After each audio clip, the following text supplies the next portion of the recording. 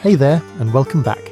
Tonight we're going back in time, not to palaces or triumphs or great marble halls, but to the dust-covered corners of ancient Rome, to the people history rarely remembers, the ones who served silently, laboured endlessly, and lived lives not written in gold or glory. We're talking about Roman slaves. What it felt like to wake up knowing your body wasn't yours, to be sold, moved, punished, or forgotten at someone else's whim. This isn't the story of emperors or generals, it's the quiet, heavy truth that sat beneath their power. So if you're lying in bed right now trying to wind down, just let your thoughts drift. Let the pace slow, let your breath match the rhythm, and as your eyes grow heavier, we'll walk together through the lives of those who are always in the background, but never free.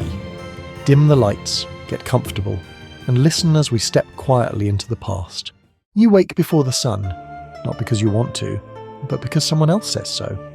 The straw beneath you itches. There's a damp smell in the air, like mildew and old sweat, and the coarse blanket wrapped around your legs does little to block the cold.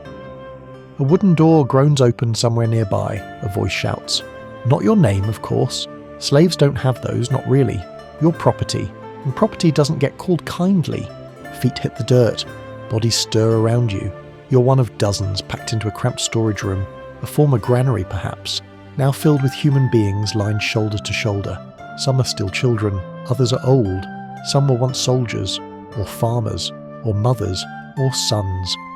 That part doesn't matter anymore. The empire has stripped it all away. What matters now is obedience. Outside, the sky is just beginning to grey. The Roman estate stretches into the hills, olive trees casting long black shadows. You work this land. You and hundreds like you. When your legs ache and your hands split from the cold, you keep going.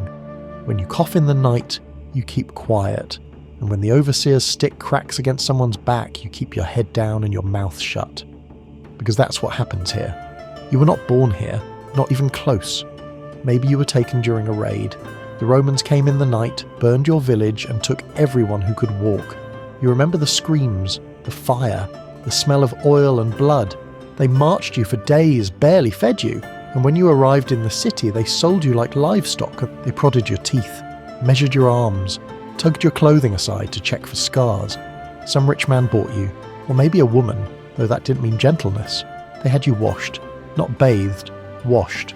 Cold water, a bristled brush, you were scrubbed like a pot. The branding came later, hot iron, short scream. You still feel it sometimes, a ghost pain just above your hip. Then came your assignment. You were sent to this farm in the countryside, or to the mines, or a kitchen, or a brothel. Where you ended up didn't depend on your strength or your spirit. It depended on what the buyer needed, and whether you were lucky. Not that anyone was. Today you harvest olives. Tomorrow maybe it's grapes, maybe hauling stones, maybe cleaning blood off someone's sandals. Whatever it is, you do it without question. You do it even if your fingers crack open in the cold. You do it even if your stomach has been empty since the day before. Because there are worse jobs. You've seen them. You've seen what happens in the mines. Men lowered into pits before dawn, their faces ghost white from years underground. Their eyes don't blink in the sun anymore. Their hands are stiff from swinging hammers. No air, no food, just noise. Constant, sharp, echoing noise. Pickaxes, yells, collapse. Some don't return, and no one counts the ones who don't. If you're lucky, you work in the city, in a villa, washing marble floors, fanning some senator's wife, holding her mirror, dressing her hair. If she smiles at you, it's because she wants something. If she doesn't, you brace yourself. A single wrong move and she'll have you whipped, or sold again. Roman law doesn't protect you. You're not a person under it. You're a tool, a thing. If someone kills you, they might pay a fine. If you kill them, you're crucified, slowly, publicly, with birds picking at you before you stop breathing. And yet, some survive.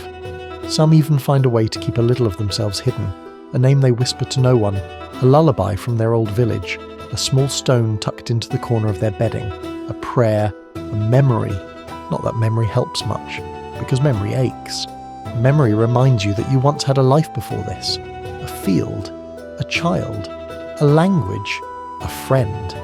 And now, you speak what they speak, you eat what they give, you move when they tell you to, and even your dreams don't belong to you anymore. In Rome, the slaves make Rome work. The grand villas, built by slaves, the feasts, prepared by slaves, the amphitheatres, cleaned by slaves, the roads, laid by slaves. The emperors sit on thrones held up by the exhausted hands of people like you.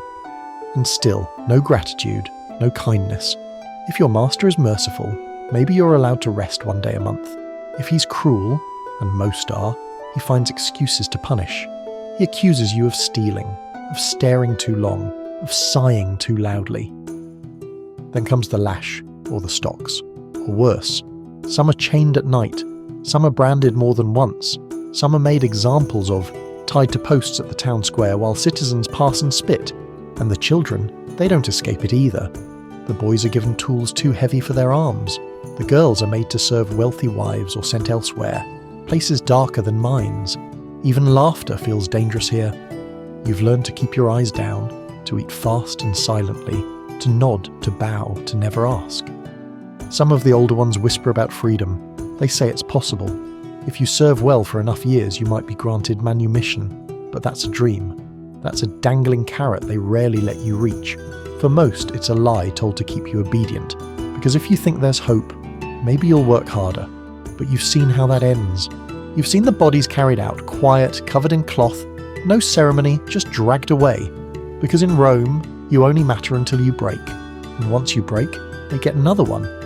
There are always more. War brings them, poverty brings them, desperation feeds the system. And while the elite eat honey and lamb, you chew barley and hope your tooth doesn't break. The sun rises higher now, the light turns sharp, bouncing off pale stone walls and dry earth. The air is dry and smells of sweat, oil, dust and dung. Someone calls your name, or what passes for your name here. You don't look up. You've learned better.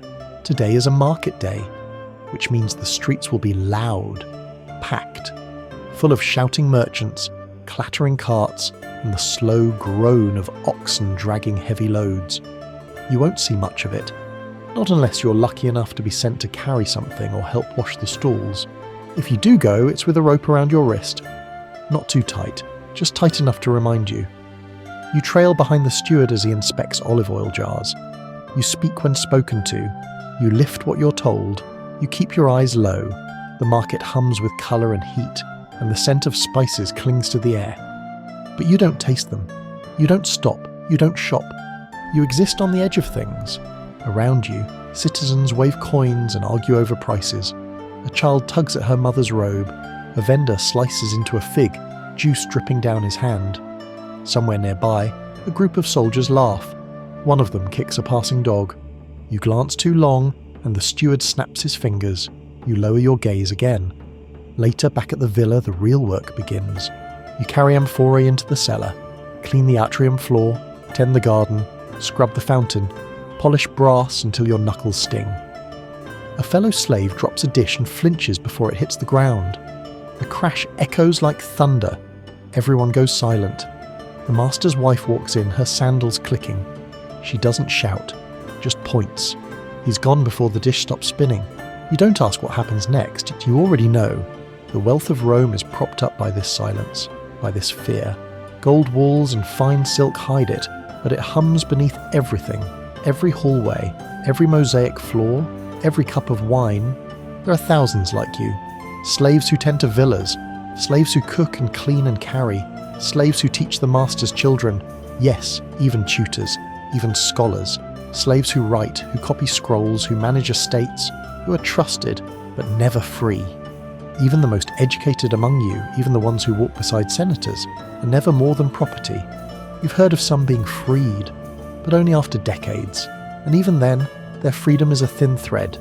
Freedmen still owe loyalty, still can't rise far, still walk under the weight of the past. If you get sick, you're replaceable. If you get old, you're ignored. If you rebel, you're made an example of, and oh, there are rebellions. The name Spartacus lingers in whispers. You've heard the stories. The gladiator who led a revolt, who fought back, who nearly broke the system. But in the end, they crucified thousands, lined the roads with the dead, left their bodies swaying in the heat. A reminder, not just to other slaves, but to the citizens who watched. This is what happens, the crosses said. This is what you become if you forget your place. Even gladiators, those beloved in the arena, are still slaves. They bleed for sport, cheered one day, discarded the next. And the mines? No cheering there, just echoes, just picks hitting rock, just men coughing blood into their hands. You've met one who survived it. Barely. His hands tremble when he eats, his spine bows, his eyes when he looks at you seem far away, like he never left the dark. Some slaves die nameless, most actually. They vanish in ledgers, replaced on rolls, buried in pits. The family of the house doesn't mourn. They hire a boy to scrub the floor and move on. Still, you work, you wake before the sun, you clean, carry, sweep, serve. You sleep in a room not much bigger than a storage closet, shoulder to shoulder with others, the air thick with breath and heat. If someone cries, you pretend not to hear. If someone coughs blood, you help them turn to the wall. Because the overseer checks each morning. If someone has died, he makes a mark, then moves on. Some nights the sound of sandals wakes you. A steward or guard unlocking the door, a name whispered, a girl taken. You don't ask where, you already know. Rome runs on control, not just by force, but by ritual, by routine. Even religion is laced into it. You've seen the master pour wine for Jupiter. You've swept flower petals from a household altar. You've heard them thank the gods for fortune. Fortune built on your pain. They pray while you bleed. They feast while you fast. Sometimes, in the early morning, a slave is sent to clean the temple, to sweep ash from sacred floors. Even there you're not free. Not even the gods can lift that chain. Midday arrives with no ceremony. There's no bell to mark the hour, just the change in the light, a sharpness in the heat. The air thickens, pressing down. You feel it in your shoulders, your arms, your back, the weight of the sun and the work and the silence. You stop only when you're told. Someone brings out a rough loaf, a cup of water. Sometimes there's cheese, but not often. You sit on a low wall, sharing space with two others. You chew slowly. The bread is dry and hard along the crust. Still, you savour it. Your mouth is too dry to speak. The water tastes of clay pulled from a cracked jar, but it's cold. You drink it in 2 swallows and pass the cup back. You hear a laugh nearby, one of the younger boys. The laugh ends quickly. Not because he's punished, but because he remembers. Even joy has rules here. This villa isn't grand. No marble statues or endless colonnades. Just stone, dust and the slow, grinding rhythm of labour. But it belongs to someone important enough. Someone who dines in the city and sends letters sealed with wax. Someone who owns more land than you could walk in a day. Someone who bought you for a price and expects that price to yield something. And so, you work. Always. Even when the blisters crack. Even when your shoulders burn. Even when your head swims with heat and hunger. Because the alternative is worse. You've seen it. You've seen the post behind the bathhouse stained dark. You've heard the sound of the whip on someone else's skin. You've seen the silent ones return from it, too tired to cry, too proud to speak. And then they wake the next morning and do it all again. Slavery in Rome wasn't a sentence, it was a condition. A permanent label, etched deeper with every day. You could be born into it, sold into it, caught, stolen, punished into it. But once it began, it became everything. Your name, your breath, your future. And yet Rome depended on you. The statues they built, moved by slave hands, the baths they relaxed in, scrubbed by you, the scrolls they wrote, copied by your fingers, the clothes they wore, sewn by slave girls bent over looms till their eyes blurred. And at the end of the day, you were the shadow in the room, always there but never seen, always working but never thanked. There are moments though, quiet ones. A brief silence after sunset. A wind that rustles the leaves above the courtyard. A flicker of candlelight in the servants' room. You sit with your back against the wall, knees drawn up, arms folded, your feet ache, your hands shake, but for now no one's shouting. Someone hums a soft tune in the dark. An older man, maybe 60, maybe more. You don't know his story. You've never asked. But the tune is slow, steady, strange, foreign maybe, or ancient. You close your eyes and listen. Because in this life, comfort is rare. Sleep doesn't come easy, the floor is hard, the air is hot. Someone nearby coughs. Another mumbles in his sleep. A A door creaks, a rat scurries. You turn your face to the wall and try not to think, but your mind drifts anyway. You remember things you didn't think you could. The smell of firewood, a blanket from home, your mother's voice. You remember her hands, always warm. You try to picture her face, but it's faded. The years have blurred it. You were taken too young. You blink, and it's gone again. Morning will come soon, and with it, more orders, more tasks, more reminders that you are owned, that your life isn't yours. Even dreams feel borrowed. Still, there are stories. You've heard of slaves who gained freedom. One was a tutor, educated, soft-spoken, clever. He earned his master's trust. Another saved a child from drowning and was rewarded. A third worked long enough, quietly enough, and was granted release in old age. You think of those stories like one thinks of stars, beautiful, distant, unreachable.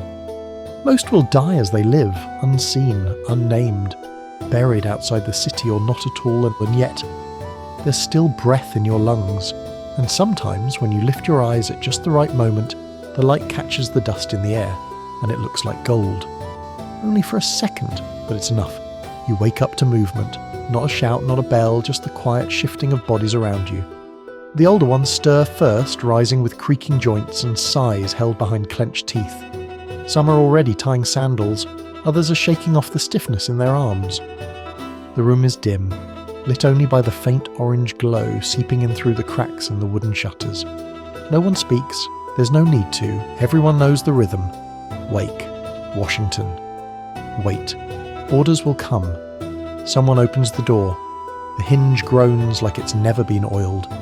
You step into the cold, bare courtyard, where dew clings to the stones and the wind carries a bite that cuts through your thin tunic. The steward waits at the far end. He reads from a wax tablet. Assignments, tasks, names. One by one, people are pointed toward the granary, the stables, the presses, the fields. When he gets to you, he barely looks up. Kitchen, he mutters. You go. In the villa's kitchen, heat clings to everything. The fire never really dies here. It's fed through the night so the morning meal can begin before the sun clears the hills. Copper pots hang from blackened iron hooks. Bread dough is already rising in shallow wooden bowls. The scent of wine, old fat, and burned wood hangs in the air. You wash your hands in a basin, cold and metallic. Another slave nods toward a pile of roots. You begin peeling. You've done this 100 times. Parsnips, carrots, onions, strip, rinse, slice. Steam rises from a pot beside you. Someone stokes the fire. Someone else brings in water from the cistern. A girl hums under her breath. The tune is strange, lilting. Her accent places her from the east. She doesn't look at you, but you recognize the habit, singing softly when she thinks no one is listening. You glance out the high window. Above, the estate towers quietly. Arches, columns, finely carved cornices. The world above feels like another country. There, the family eats from silver plates. There, letters are sent, poems read, wine poured. Down here in the kitchen's belly, the world is smoke and ash and sweat. There is no silver, only the rhythm of knives on wood. Later you serve the food, not to the masters directly. That's reserved for the favoured ones. You serve the servers, load trays, clean spills, hold platters steady as others walk past you in narrow halls. If something drops, it's your fault. Always. After the meal, you return to the kitchen to clean. Leftovers are rare. The family eats well.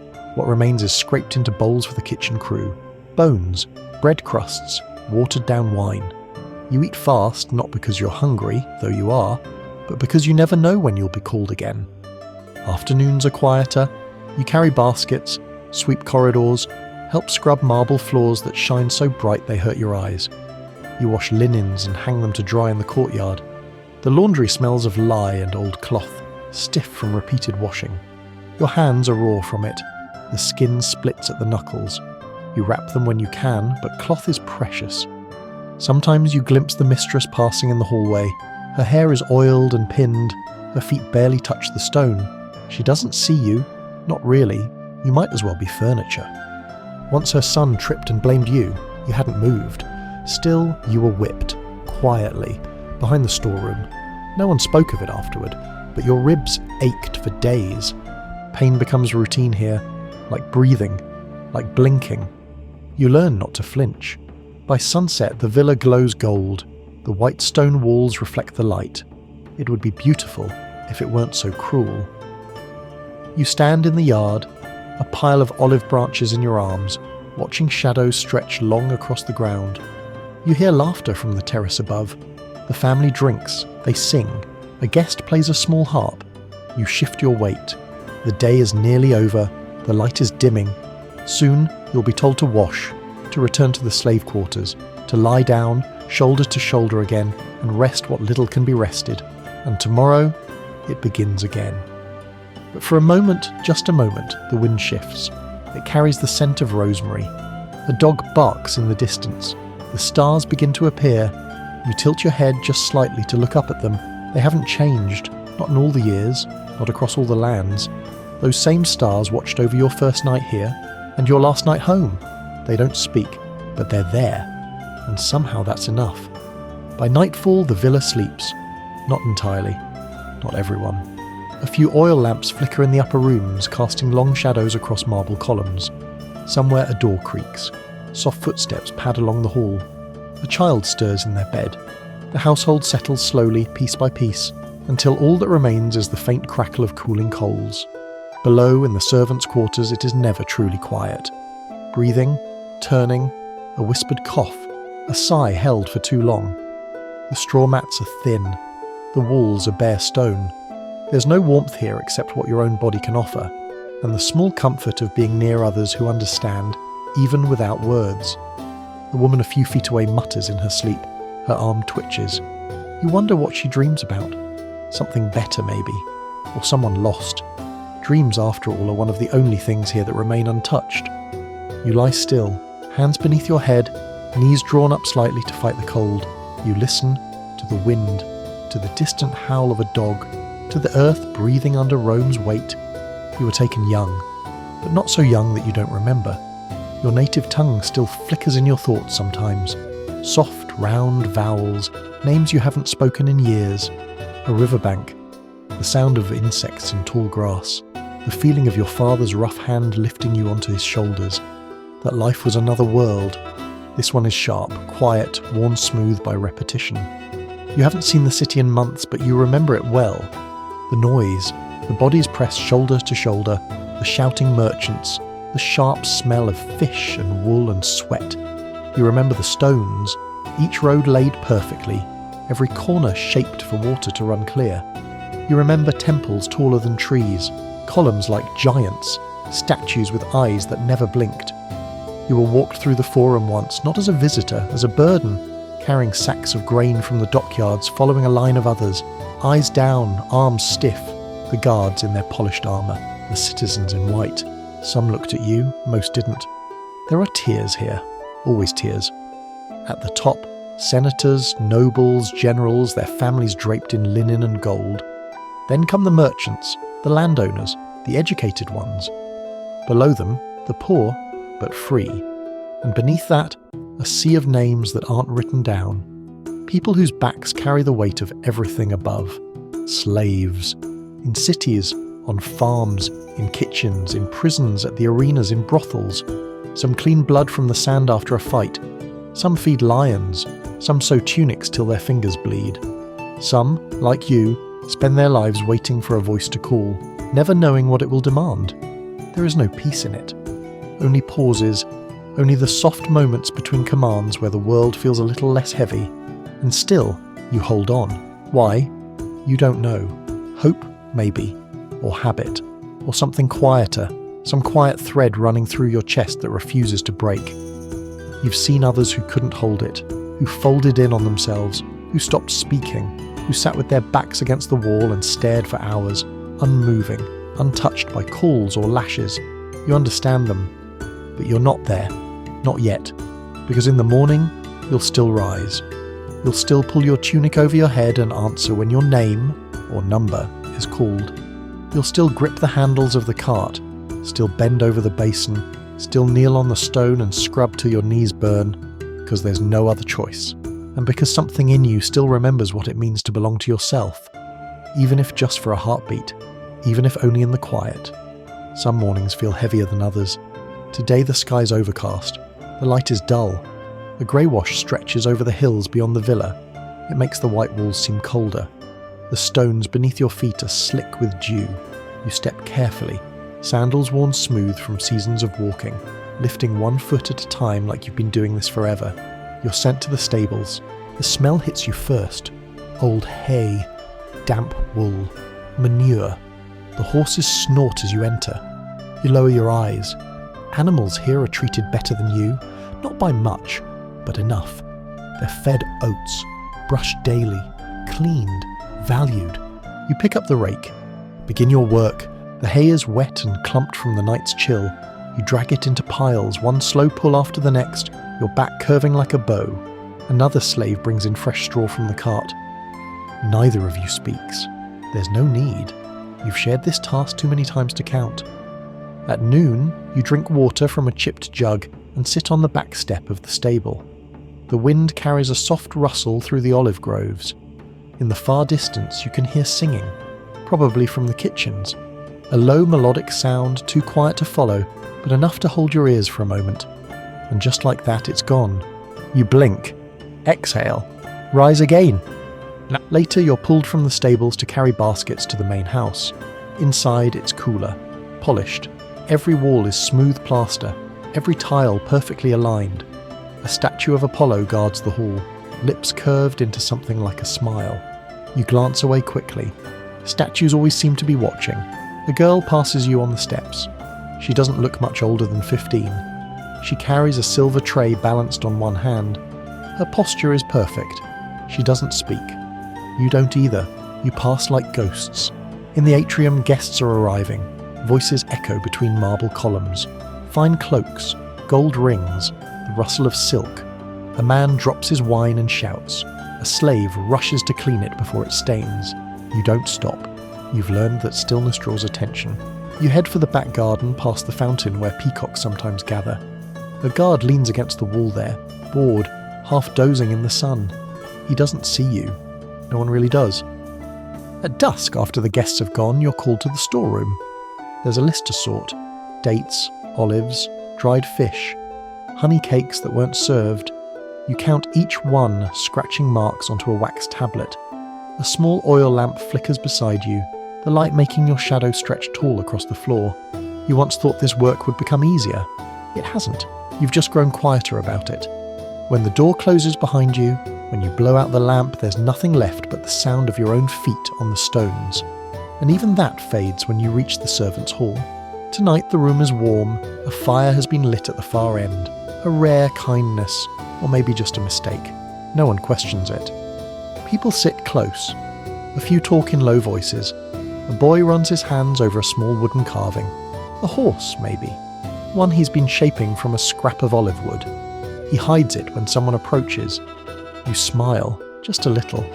The things people hold on to, some hide memories, some hide objects. One girl you knew carried a length of blue ribbon tied around her wrist, hidden beneath her sleeve. She never said where it came from, but she never took it off. You lie down, close your eyes, let your arms go slack. Your breath slows, your shoulders soften. The sounds around you blur into a soft curtain of movement and voice. And above, through the cracks in the wood, you think you can see stars again. They are small, distant, but there. The last light of day fades slowly. The villa is quiet now. You can hear the creak of a shutter, the faint splash of water in the fountain, a door closing somewhere above you. Even the dogs have gone silent. You stand at the edge of the courtyard, a basket in your hands. It's empty now, the bread is delivered. The pots are cleaned, the floors swept, the hearth stoked for morning. There's nothing more to be done tonight. But you don't move just yet. Instead, you breathe. The olive trees cast long shadows over the stone walls. The air smells of damp earth and smoke. You can feel it on your skin, that thick, cool Roman evening that settles in once the sun lets go, the kind that sinks into your bones. You stretch your fingers, flex your back. Every muscle feels used, worn, but still yours. And that matters. You look up. The sky is dark now. Clouds roll slow and soft across the stars. You pick out a few, the bright ones, the ones that never seem to change. They watched over you in your old life. They've watched you here. They'll watch after you're gone. You think sometimes that they might remember you. It's not hope, not quite. More like awareness. You exist. You are here. And that's something even now. Back in the quarters, the others are sleeping. You slide quietly into your corner, pulling the coarse blanket up to your chest. The straw crunches under you. Your shoulders find the familiar shape of the wall. Your breath slows. You stare at the ceiling and think about the days ahead. More of the same. More lifting, more scrubbing, more silence. But you also think of that boy's wooden horse, of the girl's ribbon, of the old man's song. You think of the names that were taken from you and the pieces you still carry inside. They haven't broken you. Not entirely, not yet. And maybe that's the truth Rome didn't count on. That even beneath chains, something still breathes. Not loudly, not defiantly, but steadily. You close your eyes, and for once, you sleep before the morning comes.